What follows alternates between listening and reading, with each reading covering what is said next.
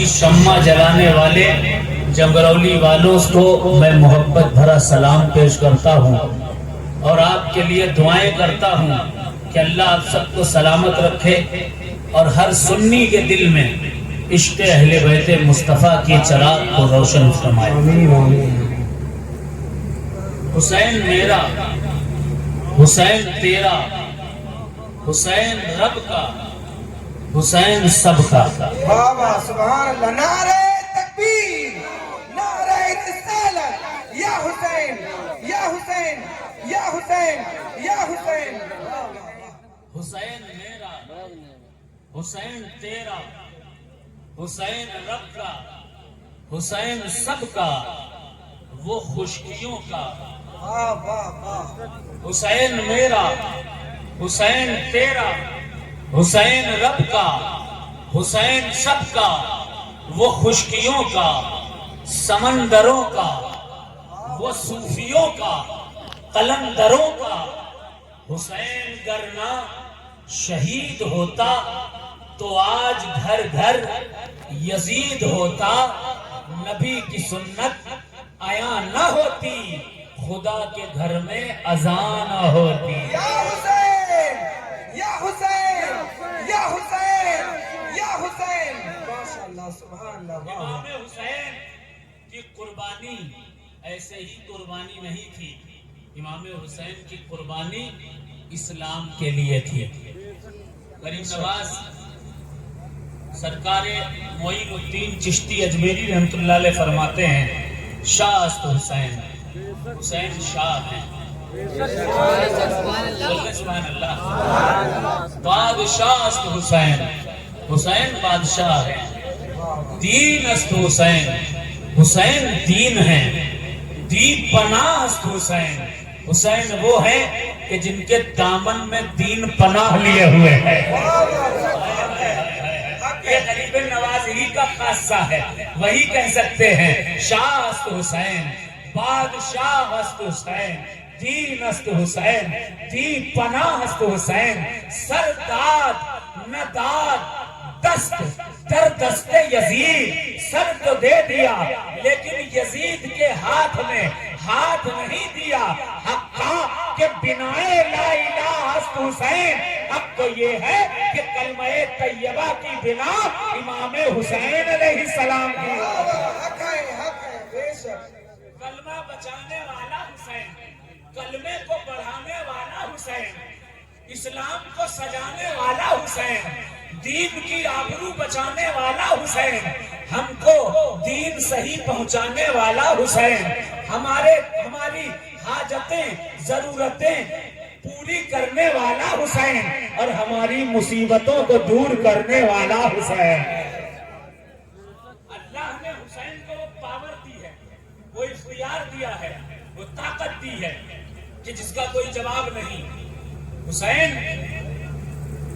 آج بھی آپ کبھی سوچئے گا، کلام پڑھوں گا لیکن تھوڑی سی بات بھی کرنی ضروری ہے، اجازت ہے؟ سننا چاہیں گے؟ کون کون سننا چاہے گا کہہ دے یا حسین، اور زور سے کہہ دے یا حسین۔ کبھی آپ نے سوچا ہے، ایک فکر دینا چاہتا ہوں پھر کلام پڑھوں گا انشاءاللہ، کبھی آپ نے سوچا ہے شہادتیں بہت ہوئی، نہ جانے کتنے لوگ شہید ہوئے دنیا میں، شہید ہو کر کے دنیا سے رخصت ہو گئے، بہت سے بچے بھی شہید ہوئے۔ اسرائیل نے دنیا میں سب سے زیادہ بچوں کا قتل کیا، شہید کیا ہے، بڑا ظالم و جابر ملک ہے، اور بھی بہت ساری جگہوں پر قتل عام ہوئے، لوگوں کو قتل کیا گیا، شہادتیں ہوئیں، لیکن کبھی آپ نے غور کیا ہے کہ سارے وہ ایک حد تک محدود رہتے ہیں، سارے غم اپنی جگہ، سب کا غم ہوتا ہے، کسی کا باپ جائے غم ہوتا ہے، بیٹا جائے غم ہوتا ہے، گھر والوں کے رشتہ داروں میں کسی کا انتقال ہو جائے غم ہوتا ہے، کوئی حادثہ ہو جائے انسانوں کو غم ہوتا ہے، یہ غم تو انسان کے ساتھ لگا ہے، لیکن غم کہیں نہ کہیں ایک دائرہ رکھتا ہے، غم کہیں نہ کہیں ایک ستون کی مانند کہیں پر محدود ہو جایا کرتا ہے، لیکن اللہ اکبر، اللہ نے غم حسین میں یہ تاثیر بخشی ہے کہ اگر بڑھاپے میں بھی غم حسین یاد آ جائے تو آنکھیں نم ہونے لگتی ہیں، ہر شخص کی آنکھوں میں آنسو نظر آنے لگتے ہیں۔ یہ غم کیسا غم ہے جو 1400 سال سے بھی صرف مسلمانوں کے دل میں نہیں بلکہ غیر مسلموں کے سینوں میں بھی موجود ہے۔ تبھی ایک ہندو شاعر نے کہا تھا، اس قدر رویا میں سن کر داستان کربلا، میں تو ہندو ہی رہا آنکھیں حسینی ہو گئی۔ ایک ہندو شاعر نے کہا تھا، جسے عشق نبی حاصل نہیں ہے، حسین یا حسین یا حسین یا عباس یا عباس یا عباس یا عباس اللہ اکبر یا رسول اے عباس اے عباس اے عباس زندہ باد زندہ باد۔ اب یہاں سے سمجھ لیجئے آپ اس غم میں ایسی کثرت کیوں ہے، کیونکہ یہ غم اللہ کی طرف سے لوگوں کے سینوں میں پیوستہ کیا گیا ہے۔ ہر غم کا ایک حد ضرور ہوگی، لیکن جب جب 10 محرم آئے گی، جب 10 محرم کا دن آئے گا تو یقین مانیے اللہ کی تمام مخلوق غم حسین میں روتی ہوئی نظر آئے گی۔ حق ہے، حق ہے۔ صرف انسان ہی نہیں، جانور روتے ہوئے نظر آئیں گے، زمین روتی ہوئی نظر آئے گی، فلک روتا ہوا نظر آئے گا، یہ چاند اپنی لالی کے ذریعے بتائے گا کہ ہم بھی غم حسین میں رو رہے ہیں، آسمان کی لالی بتائے گی کہ ہم بھی غم حسین میں رو رہے ہیں، اجنہ بتائیں گے کہ ہم غم حسین میں رو رہے ہیں۔ آخر یہ غم اتنا خاص کیوں ہے؟ اس لیے خاص ہے کیونکہ جب حضرت اسماعیل علیہ السلام کی گردن پر چھری رکھی گئی تھی، ابراہیم علیہ السلام نے جب دیکھا، آنکھ کی پٹی کھول کر دیکھا تو وہاں پر اسماعیل نہیں تھے بلکہ ایک دمبا تھا۔ رو کر کے کہا، یا رب کیا میری دعا قبول نہیں ہوئی؟ کیا میری قربانی قبول نہیں ہوئی؟ رب نے فرمایا، فَفَدَيْنَاهُ بِذِبْحٍ عَظِيمٍ، اے ابراہیم قربانی تیری قبول ہو گئی، لیکن اسماعیل کی نہیں بلکہ تیری نسل میں ایک نبی ہوں گے، نام محمد الرسول اللہ صلی اللہ علیہ وسلم ہوگا، انہی کا ایک نواسہ ہوگا، ان کے 72 ساتھی ہوں گے۔ یہاں تو ایک اسماعیل کی قربانی کی بات ہے، وہاں تیری نسل میں 72 اسماعیل قربان ہو کر اسلام کی آبیاری کرتے ہوئے نظر آئے۔ بے شک، بے شک۔ نعت سنتے رہیے گا لیکن حسین کی بات بھی سن لیجئے۔ سننا چاہیں گے؟ کون کون سننا چاہے گا کہہ دے یا حسین، آگے والے بھی کہہ دے یا حسین، سارا مجمع ہاتھ اٹھا کر کہہ دے یا حسین، اور جھوم کر کہہ دے یا حسین۔ آپ توجہ کے ساتھ چند منٹ کی گفتگو سن لیجئے پھر کلام سنیے گا۔ اللہ اکبر۔ یہ غم تو شجر مجھ کو وراثت میں ملا ہے، سینے میں چھپائے ہوئے ماں ہے غم شبیر۔ حسین کا غم کیا صرف شیعوں کے لیے ہی ہے؟ سوال یہ اٹھتا ہے، اگر کوئی سنی ذکر حسین کر دے تو کہہ دیا جاتا ہے یہ شیعہ ہو گیا۔ اگر کوئی سنی، الحمدللہ میں سنی، میرا باپ سنی، میرا دادا سنی، میرا پردادا سنی، اور سنیت کی اسلام کی بنیاد اگر کسی نے ہندوستان میں ڈالی تھی، جو سب سے پہلا سنی تھا، جو سب سے پہلا مبلغ تھا، وہ کوئی اور نہیں بلکہ ہمارا دادا سید بدیع الدین قطب المدار ہے۔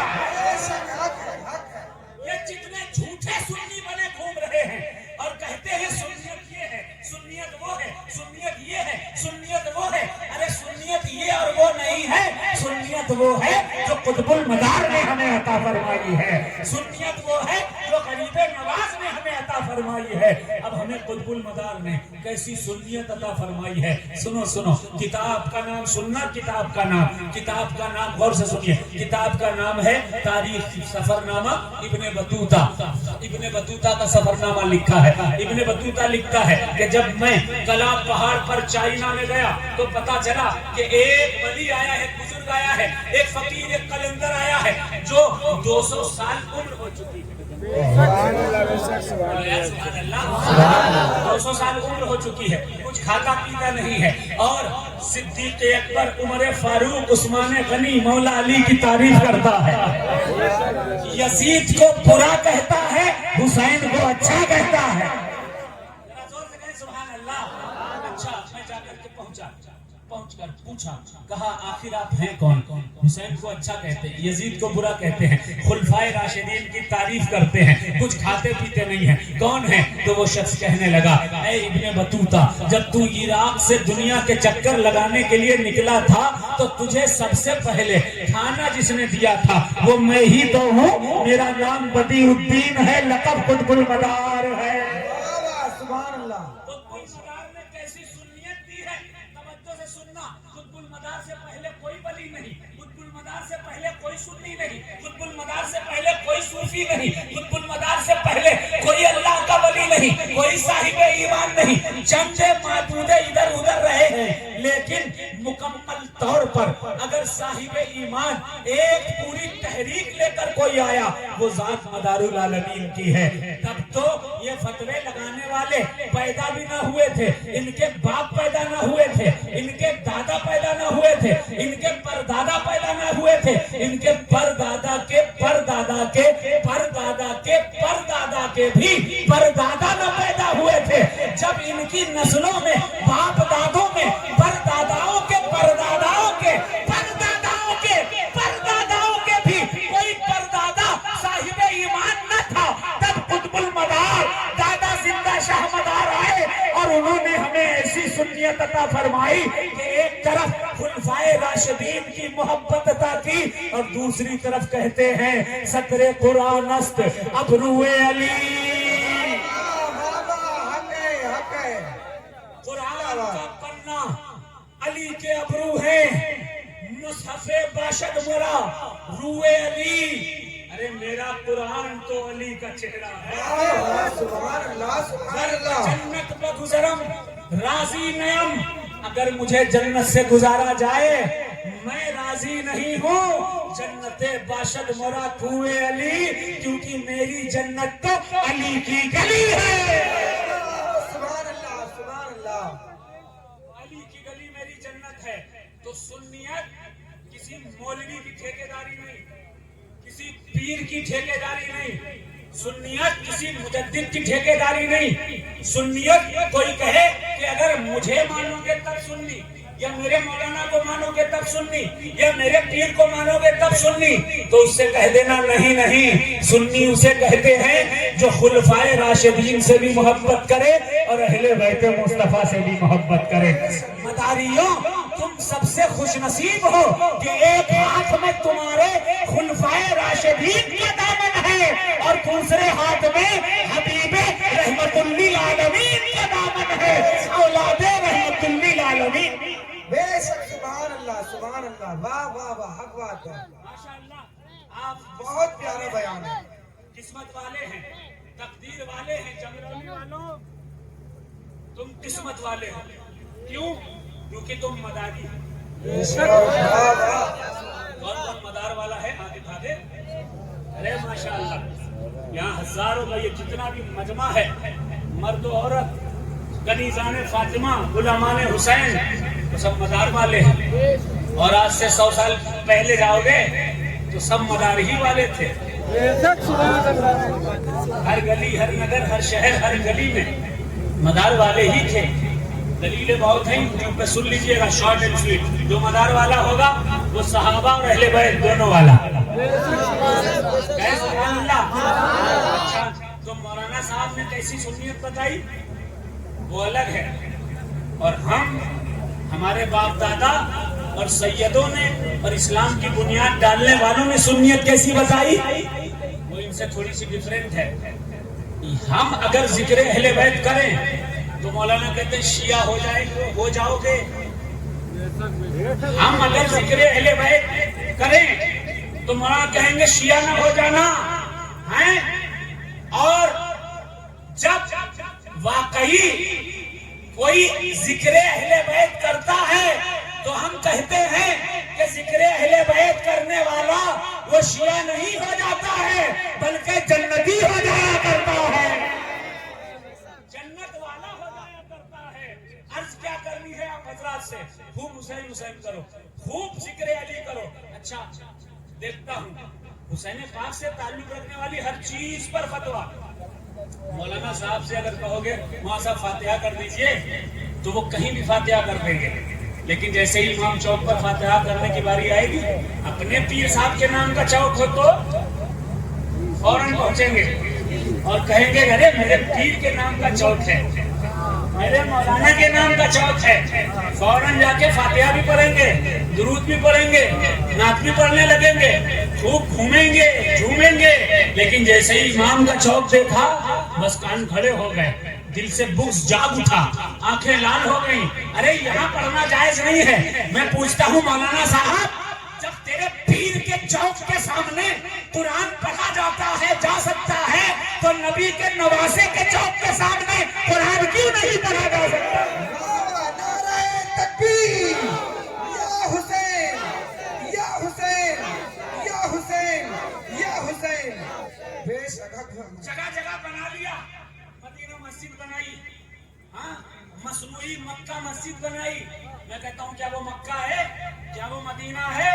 ہاں یہ الگ الگ ٹائپ کی چیزیں بنا کر وہ سب جائز ہے، لیکن جیسے ہی سنیوں نے کربلا نام کی کوئی جگہ بنائی بس پیٹ میں درد ہونے لگا، کہنے لگے ارے یہ کربلا بنانا جائز نہیں ہے۔ ارے مولانا صاحب آپ جگہ جگہ پر اپنے باپ دادا کے نام کا مدرسہ اگر بنا سکتے ہو تو ہم سنی اپنے آقا حسین کے نام سے کربلا بھی بنا سکتے ہیں۔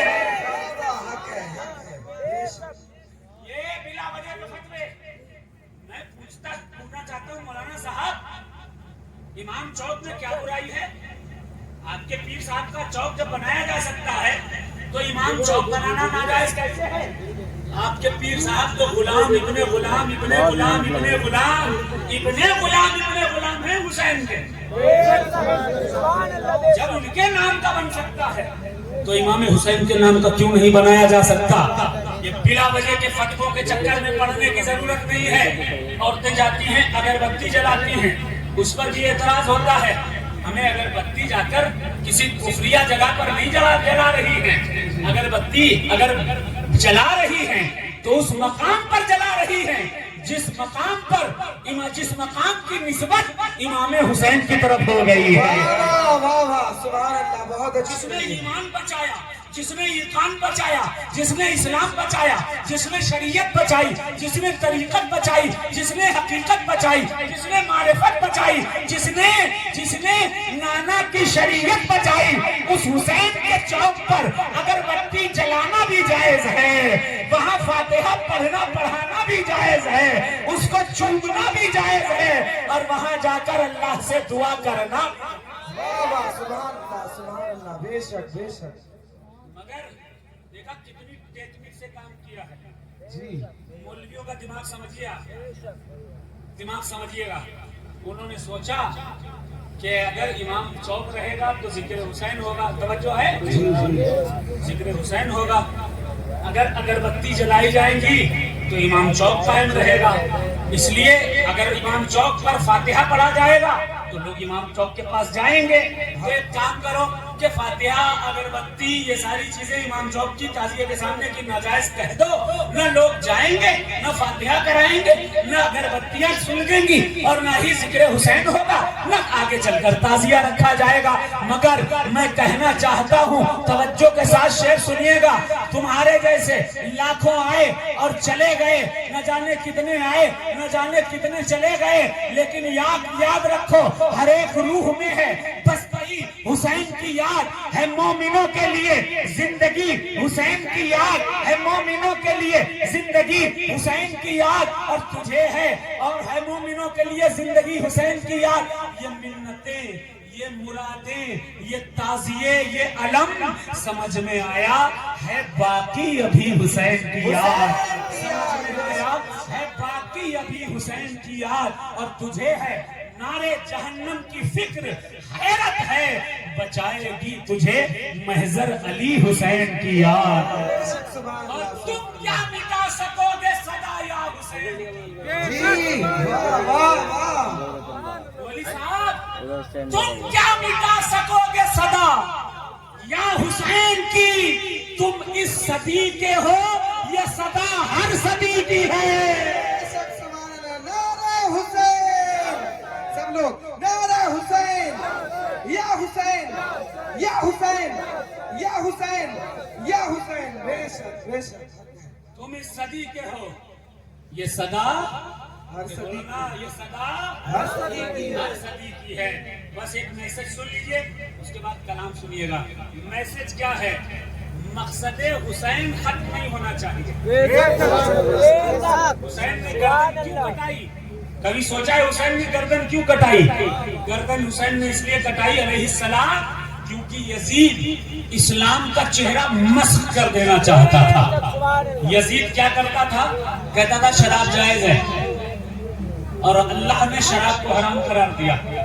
यजीद जो है वो काम क्या करता था? यजीद कहता था कि जो मुहर्रमात हैं, जो हराम कर दी गई जिनसे निकाह, उनसे निकाह जायज समझता था, बदकारी को जायज समझता था, और तमाम गुनाहों को आम कर रहा था, बदकारी आम कर रहा था। इस्लामी खिलाफत में बादशाहत घुसेड़ दी गई थी।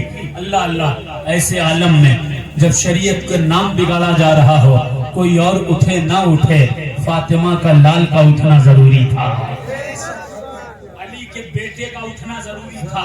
और अली का बेटा जब उठा है, अल्लाहु अकबर, उसने उठ के जुल्म और तशद्दुद के पहाड़ों को सहकर बर्दाश्त करके अली अकबर के सीने पर बर्छी बर्दाश्त कर ली, अली असगर की गर्दन का तीर बर्दाश्त कर लिया, अब्बास के कटे हुए बाजू देख लिए, अपने घर को लुटता हुआ तो देख लिया, घर लुट गया लेकिन इस्लाम का झंडा बुलंद हो गया। मकसद हुसैन भूलना मत। मकसद हुसैन क्या है? सबसे पहली चीज वफादारी। अपने भाइयों से वफादार रहो, अपने भाइयों से, अपने मुस्लिम भाइयों से। अरे मुस्लिम भाई ही क्या, गैर मुस्लिम ही क्यों ना हो, जो भी इंसान है मोहब्बत से पेश आओ, इखलास से पेश आओ, रवादारी से पेश आओ। किसी का हक मत मारो, किसी का पैसा मत छीनो, किसी पर जुल्म मत करो। और हुसैन का आखिरी सजदा कहता है, नमाज को मत छोड़ो, नमाज पढ़ते रहो, इबादत करते रहो।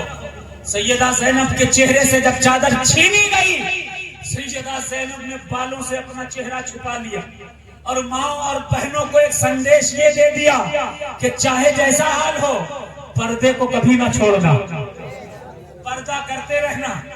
और हजरत अब्बास ने बाजू कटा करके बता दिए कि हक कहते रहना है, हक के खिलाफ नहीं जाना है। आजकल लोगों के हक समझ में आता है लेकिन लोग बोलते नहीं हैं। मैं अहले सुन्नत में कितने लोगों को देखता हूँ जो करबला पढ़ते हैं, करबला के वाकया जानते हैं, हजरत अली अकबर का जानते हैं, अली असगर का जानते हैं, कासिम का जानते हैं, और मोहम्मद का जानते हैं, तमाम असहाबे हुसैन का जानते हैं, अबू बकर बिन अली का, उस्मान बिन अली का, हजरत उमर बिन अली का, तमाम शोहदाए करबला के बारे में उन्हें इल्म है लेकिन वो जिक्र नहीं करते हैं। जैसे ही पहला मुहर्रम आया, हजरत अबू बकर सिद्दीक का बयान, दूसरे में हजरत उमर फारूक का बयान, तीसरे में उस्मान गनी का बयान, चौथे में किसी का, पांचवें में किसी का, छठवें में किसी का, सातवें में किसी का, 8-9 होकर जैसे ही 10 तारीख आती है कह देते हैं इमाम हुसैन शहीद हो गए। क्या करबला सिर्फ इतनी सी ही है? सवाल ये है, करबला क्या सिर्फ इतनी है, एक दिन बयान करने की है? अरे मेरा ईमान तो ये है कि करबला उस वाक़ये का नाम है कि पूरी जिंदगी भी अगर करबला बयान किया जाए तो करबला का हक अदा नहीं हो सकता, हक बयान नहीं हो सकता। लेकिन मौलवी साहब खा जाते हैं, जैसे ही मुहर्रम आता है सब तरफ हराम दिखता है। कभी कोई पोस्ट देखी, आप लोग तो फेसबुक चलाते होंगे, खारजियों के पोस्ट देखिए आप, ये हराम वो हराम, ये हराम वो हराम, ये गलत वो गलत, ये तो बकते रहेंगे लेकिन किसी के मुंह से अली अकबर का नाम ना आएगा, अली असगर का नाम ना आएगा, कासिम का नाम ना आएगा, औन का नाम ना आएगा, मोहम्मद का नाम ना आएगा। हजरत इब्राहिम अहमद जो इमाम मुस्लिम बिन अकील के बेटे थे, इनकी शहादत का जिक्र नहीं आएगा, हजरत हुर का जिक्र नहीं करेंगे ये लोग।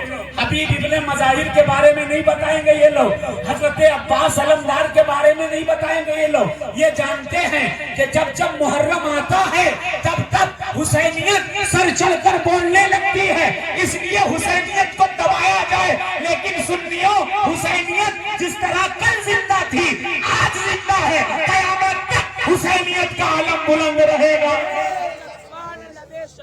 नारे हैदरी, नारे हैदरी, या हुसैन, या हुसैन, या हुसैन, या हुसैन, या हुसैन, या हुसैन, या हुसैन। अल्लाह हमें और आपको सबको अमल करने की तौफीक अता फरमाए। मकसद हुसैन क्या है? आपस में मिलकर रहो, पर्दादारी कायम रखो, नमाज कायम रखो, वफादार बने रहो, कभी बेवफाई किसी के साथ ना करो और अहले बैत से मोहब्बत करते रहो।